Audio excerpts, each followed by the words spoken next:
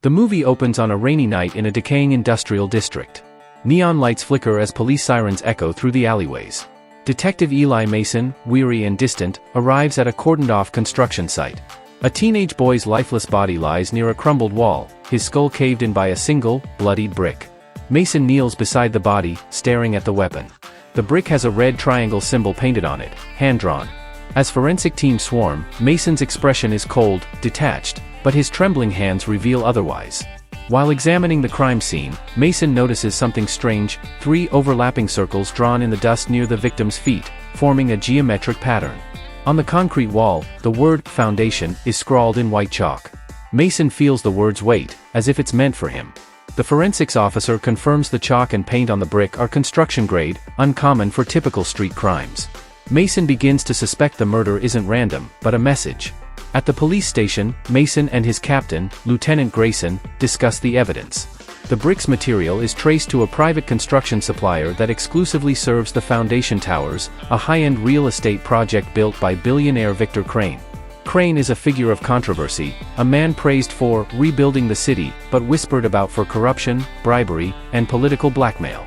Mason requests a warrant to question Crane's company, but the captain warns him, "You don't dig into the foundation unless you're ready for what's buried beneath."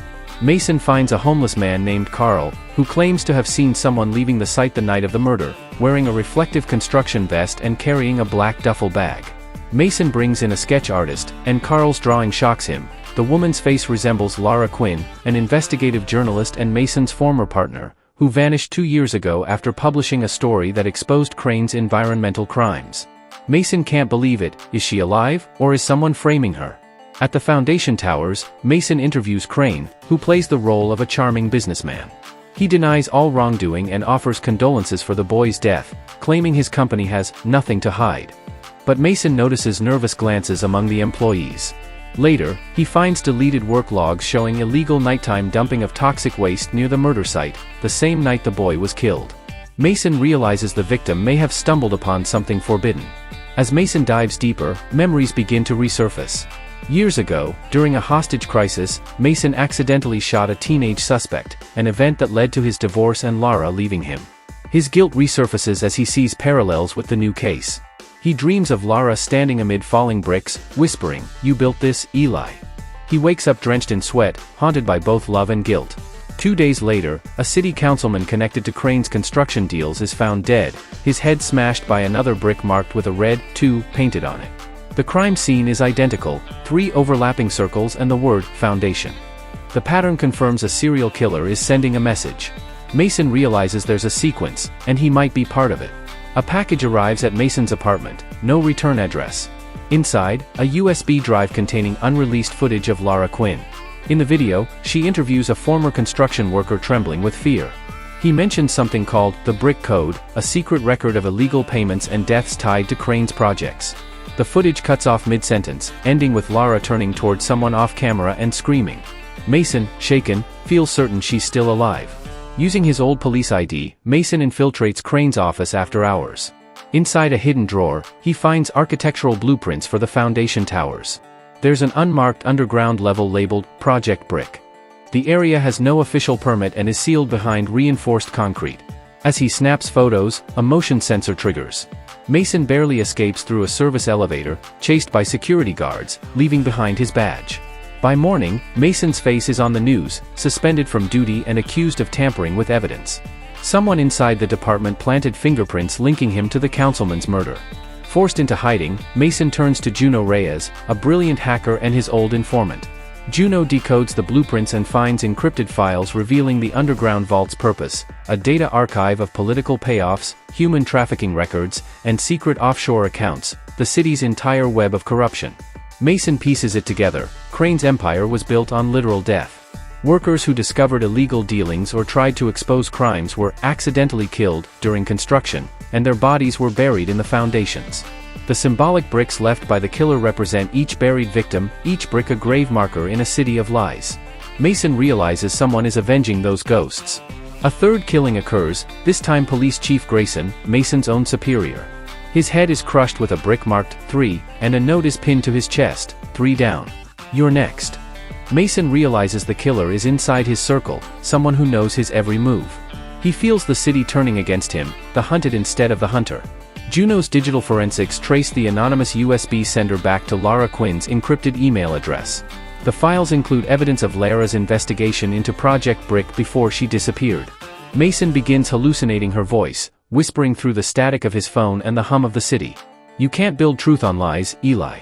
His paranoia peaks as he wonders, is Lara manipulating him, or trying to save him? Following the data trail, Mason finds an entrance to the underground tunnels beneath the Foundation towers. The tunnels are lined with bricks carved with names and dates, the victim's silent memorial. Deep inside, he finds a chamber filled with computers, surveillance screens, and a live video feed showing Lara tied to a chair, bloody but alive. A distorted voice speaks over the intercom, "Welcome to the heart of the Foundation. You built this wall, detective. Now help me tear it down." The voice belongs to Adrian Crane, Victor Crane's estranged son, a disillusioned idealist who wanted to expose his father's crimes but descended into madness. Adrian reveals he's the killer, but he sees himself as an avenger, not a murderer. He says the bricks symbolize truth being laid, one sin at a time. Adrian plans to destroy everything his father built, even if it costs hundreds of lives. "Justice needs a demolition," he says coldly. Adrian arms explosives within the vault, planning to blow up the underground facility, killing his father, Lara, and Mason in one final act of purification.